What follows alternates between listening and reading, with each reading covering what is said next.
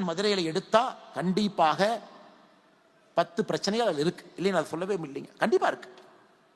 மக்கள் வெளியே போகணும். அந்த 20 ஸ்கொயர் கிலோமீட்டருக்குள் நீங்க டங்ஸ்டன் எடுக்கணும். அது முக்கியமான ஒரு மெட்டீரியல் நமக்கு வேணும். கண்டிப்பா அதுல நல்லதும் இருக்கு. ஏன்னா நம்ம யாரு மேலே டிபெண்ட் ஆகாம இருக்கும்.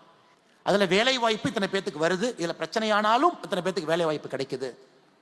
சுகாதாரம், சுற்றுச்சூழல் பிரச்சனை இந்த மாதிரி கையாளுறாங்க. மத்திய அரசு அதிகாரிகள் நீங்க வந்து சொல்லுங்க. கிராம சபையில் வந்து எங்கிட்ட சொல்லுங்க. என்ன பிரச்சனை நீங்க சொல்லுங்க. எவ்வளவு இன்வெஸ்ட்மெண்ட் வரும், அதனால அதை சுற்றி எந்த விதமான தொழிற்சாலைகள் வரும் சொல்லுங்க. இதெல்லாம் கிடையாதுங்க. ஒரே வார்த்தை எதிர்ப்பு.